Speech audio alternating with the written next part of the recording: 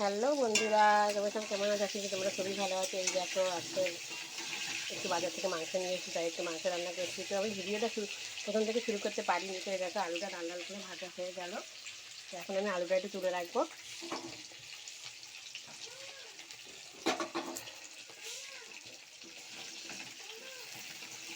এই যে আমি এখন আলুটা ভাজছি। আলুটা দেখেছো তোমরা, লাল লাল হয়ে গেছে আলুটা।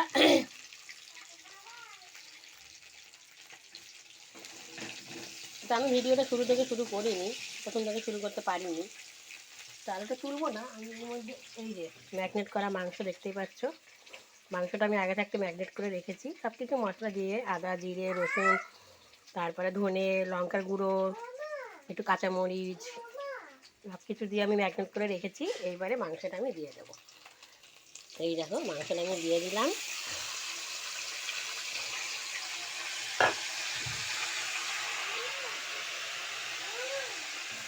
এখানে একটু হালকা একটু গরম জল দিয়ে নিলাম। ঠান্ডা জল দিলে অতটা একটু টেস্ট হয় না। দিয়ে এইবারে এই যে দিয়ে দিলাম। এবারে নেড়ে নিই। আমি আগেই গরম মশলা দিয়ে দিয়েছি, আমি গোটা গরম মশলা ইউজ করি, তো আমি আগেই গরম মশলা দিয়ে দিয়েছি। আমি যাই রান্না করি গোটা গরম মশলা ইউজ করি, তোমরা পারলে গুঁড়োটা করতে পারো। এই দেখো এখন এটা ভালো করে একটু কষুক।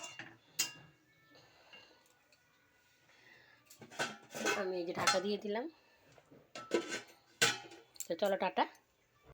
তো এই দেখো বন্ধুরা, এই ঢাকাটা তুললাম, তুলে এবারে একটু নাড়াবো, দেখবো কষাটা হয়ে গেছে কিনা। আমি 20 মিনিট ধরে কষালাম। এই দেখো পুরো মাংসটা আমার কষা কষা হয়ে গেছে, দেখতেই পাচ্ছ লাল লাল হয়ে গেছে। দেখো দেখতেই পাচ্ছ মাংসটা পুরো লাল লাল হয়ে গেছে। তো এবারে আমি মাংসের মধ্যে একটু উষ্ণ গরম জল দিয়ে দেবো।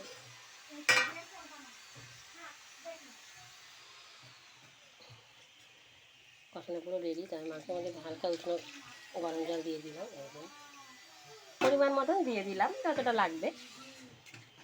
দিয়ে এই যে একটু নাড়াচাড়া করে দিই। মাংসটা প্রায় হয়ে এসছে।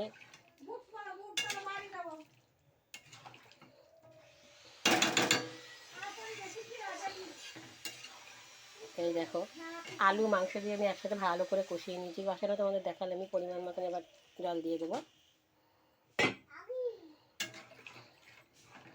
দিয়ে একটু নেড়ে 2 থেকে 3 মিনিট রেখে দেবো। 5 মিনিট রেখে জলটা ফুটে গেলে মাংসটা নামিয়ে নেবো। এই যে দেখতেই পাচ্ছ তোমরা, এই দেখো মনে তো হচ্ছে খুব টেস্টি টেস্টি ইয়াম্মি ইয়াম্মি হয়েছে। তো চলো দেখা যাক, আর একটুখানি জল দিয়ে দিই।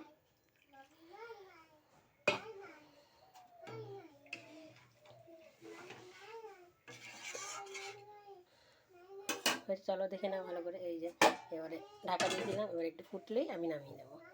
তো চলো টাটা, বাই বাই।